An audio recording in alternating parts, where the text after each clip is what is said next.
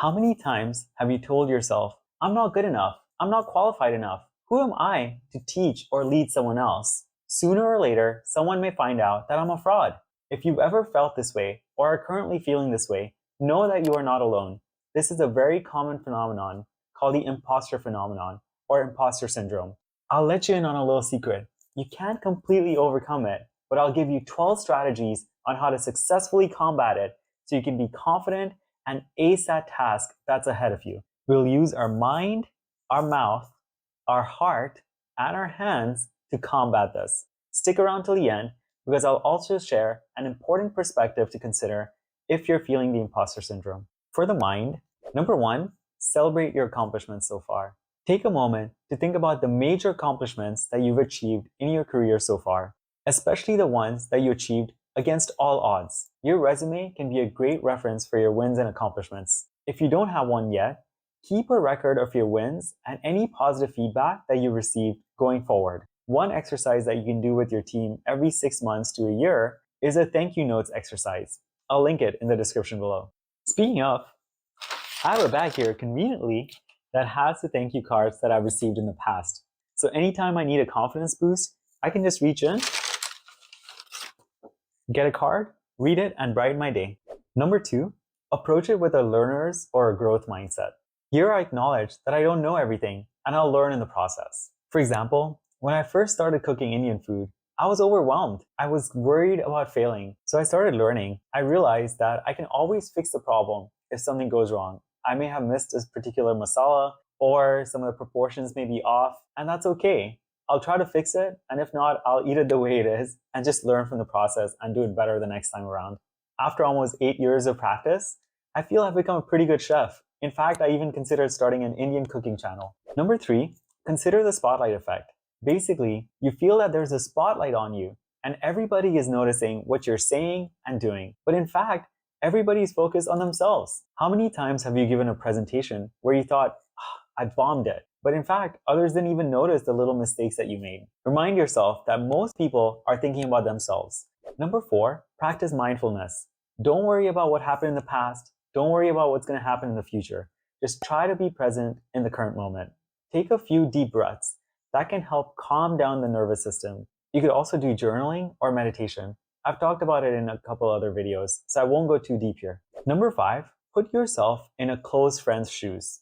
Ask yourself, what is the advice I would give myself? I guarantee you that you'll be much more empathic, kind, encouraging, and supportive. And the advice will be exactly what you need to hear. Number 6, don't take it personally. This is a learning from the book, The 4 Agreements. I did a summary on it, which I'll link below. The author recommends, don't even take what you're telling yourself personally. Don't believe everything you tell yourself. Number 7, observe the story you're telling yourself. It may not even be true. In this case, ask yourself, do I have data to support this assumption? This happened to me recently when my manager set up a meeting with me without an agenda. Here I thought, oh my gosh, what did I do wrong? Am I going to get fired? Turns out they had another leader in the meeting, and that leader wanted to offer me a job. So I was imagining the worst case scenario for no reason and with no data. So next time, be mindful of the story that you're telling yourself. If you're finding this video helpful so far, smash that like button. All right, back to the strategies. Now let's use our mouths. Number 8, talk to someone. This could be a friend, a family member, or a coach. Just talking it out may help you process those feelings and give you the confidence boost that you need. Number 9, affirmations. Now, not everyone believes in affirmations, but sometimes I think there's no harm in trying. Let's make it practical. On a sheet of paper or in a document, create 2 columns. On the left side, write out your fears. For example, I'm not competent, I'm not qualified, I'm nervous. Now, on the right side, write the complete opposite of that. For example, I am competent, I am qualified for this role, I'm excited. In my experience, you don't want to just make up stuff that's in the right column. You want to have supporting data that backs up the statements that you just wrote. So take a moment to find data around that. Then going forward, every time you tell yourself a statement on the left side, try to find the corresponding right side statement and repeat the right side statement maybe 1 to 3 times and see if that helps. Now let's use our heart. Number 10, acknowledge the feeling.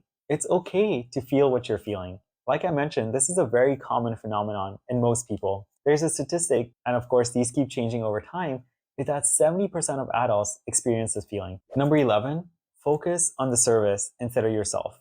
This has been tremendously helpful for me. In my latest leadership role, I was really worried. I thought I wasn't qualified, even though I'd been through rigorous interviews lasting almost a day and a half. But then I switched my focus to servicing my team.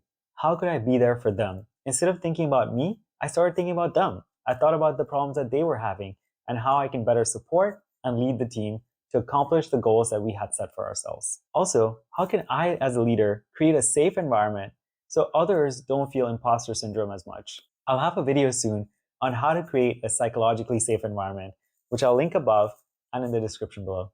And finally, let's use our hands and feet. We have to take action.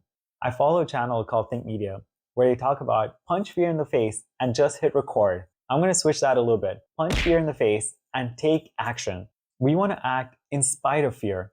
That shows true courage. And as you take action, you'll build up small wins, which will also help boost your confidence. Bonus perspective. Try to record the situations that make you feel like an imposter. Where, when, what, and maybe even who. A lot of the times, the imposter syndrome is just within ourselves, something that we're fighting. But sometimes you may be dealing with a toxic leader or toxic workplace environment. If you found this video helpful, consider subscribing to my channel.